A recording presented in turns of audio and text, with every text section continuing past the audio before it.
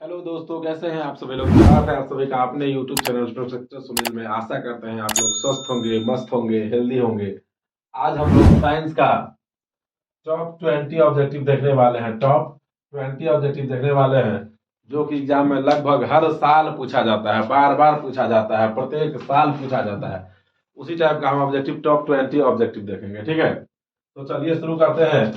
देखिए, सबसे पहला नंबर ऑब्जेक्टिव है कि विद्युत शक्ति का एसआई मात्रक क्या है। विद्युत शक्ति का एसआई मात्रक क्या है, इसका आपको आंसर याद रखना है।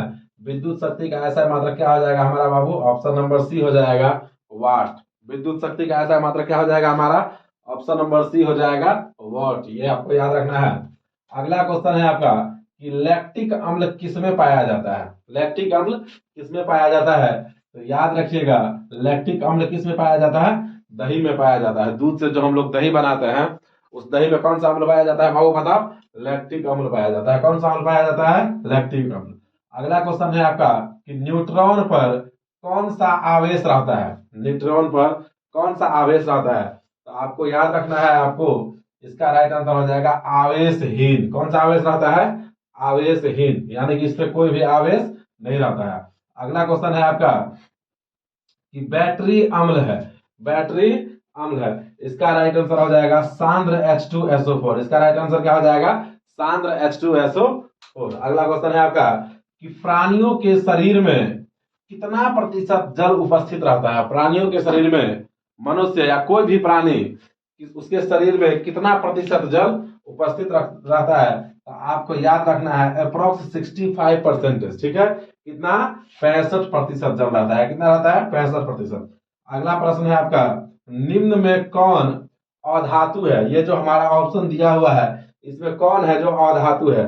तो सोना क्या है? धातु है। चांदी क्या है? धातु है।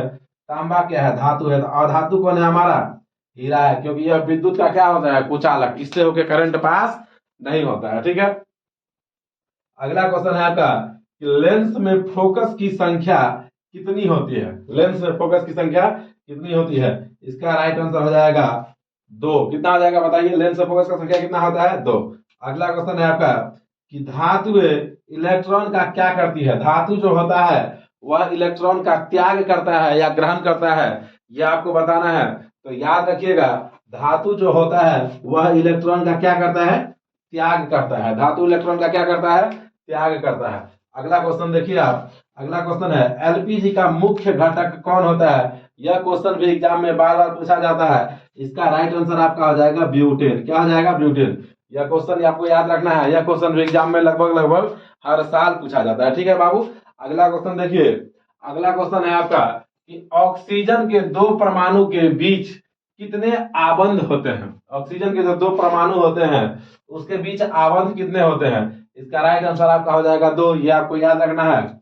अगला क्वेश्चन आपका है, अगला क्वेश्चन आपका है कि निम्न में किसका उपयोग फल पकाने में किया जाता है। हम लोग जो कच्चा केला जो पेड़ से काटते हैं और डाल के कोई जो पदार्थ रहता है उसे हम डाल के केला को पकाते हैं ना, तो याद रखिएगा वो क्या रहता है? एथिलीन रहता है। एथिलीन का प्रयोग ही किया जाता है किसी फल को पकाने में, ठीक है। अगला क्वेश्चन आपका है, याद रखिए। अगला क्वेश्चन है कि खुला परिसंचरण तंत्र पाया जाता है। खुला परिसंचरण तंत्र पाया जाता है, तो याद रखिएगा ये किसमें पाया जाता है? कॉकरोच में। खुला परिसंचरण तंत्र किसमें पाया जाता है? कॉकरोच में। अगला क्वेश्चन है आपका कि लार में कौन सा एंजाइम पाया जाता है। यहाँ पे सा होगा। लार में कौन सा एंजाइम पाया जाता है? इसका राइट आंसर आपका हो जाएगा टॉयलिन। क्या हो जाएगा? टॉयलिन हो जाएगा। अगला क्वेश्चन आपका है कि स्वपोषी पोषण के लिए क्या आवश्यक है। स्वपोषी पोषण जो होता है उसके लिए क्या आवश्यक है? तो स्वपोषी पोषण के लिए क्या आवश्यक है बताइए? सूर्य प्रकाश आवश्यक है, क्लोरोफिल आवश्यक है, CO2 आवश्यक है। तो देखिए इसमें ऑप्शन है Surya Prakash, chlorophyll, CO2। D number है इनमें से सभी। तो इसका राइट आंसर क्या हो जाएगा? इनमें से सभी। उसी प्रकार से अगला क्वेश्चन है आपका कि चीनी का रासायनिक सूत्र क्या होता है बताइए? यह क्वेश्चन या तो बच्चा को बचपन से ही याद आता है। चीनी का रासायनिक सूत्र क्या हो जाएगा बोलिए तो? C12H22O11। ये हमारा राइट आंसर हो जाएगा। चलिए अब हम नेक्स्ट क्वेश्चन देखते हैं। चलिए नेक्स्ट क्वेश्चन, चलिए अगला क्वेश्चन है हमारा। अगला क्वेश्चन है कि वास्तविक प्रतिबिंब हमेशा कैसा बनता है। वास्तविक प्रतिबिंब हमेशा कैसा बनता है? तो याद रखिएगा इसका राइट आंसर हो जाएगा उल्टा। वास्तविक प्रतिबिंब कैसा बनता है? उल्टा। और याद रखिएगा क्वेश्चन यदि यह रहे कि काल्पनिक प्रतिबिंब कैसा बनता है तो वह कैसा बनेगा? सीधा बनेगा। काल्पनिक प्रतिबिंब कैसा बनेगा? सीधा बनेगा। ये आपको याद रखना है। अगला क्वेश्चन है, रक्त का पीएच मान कितना होता है? रक्त जो हमारे शरीर में होता है उसका पीएच मान कितना होता है? तो याद रखिएगा रक्त का पीएच मान कितना होता है? 7.4 होता है। कितना होता है? 7.4 होता है। और जानते हैं कि पीएच स्केल में जिसका मान 7 से अधिक होता है वह कैसा होता है? क्षारीय होता है। तो यह यदि पूछे कि रक्त कैसा होता है, ऑप्शन में रहे अम्लीय, क्षारीय, उदासीन, तो उसमें आपको किस में टिक मारना है? क्षारीय में टिक मारना है। किस में मारना है? क्षारीय में। ठीक है। अगला क्वेश्चन है आपका, रक्त कितने प्रकार के होते हैं? रक्त का प्रकार कितना है? तो याद रखिएगा रक्त कितने प्रकार का होता है? 4 प्रकार का होता है। कितना प्रकार का? 4 प्रकार का। अगला क्वेश्चन है, रक्त निम्न में से किसके कारण लाल दिखाई देता है? तो याद रखिएगा कि रक्त किसके उपस्थिति के कारण लाल दिखाई देता है? हीमोग्लोबिन के उपस्थिति के कारण। किसके कारण? हीमोग्लोबिन की उपस्थिति के कारण।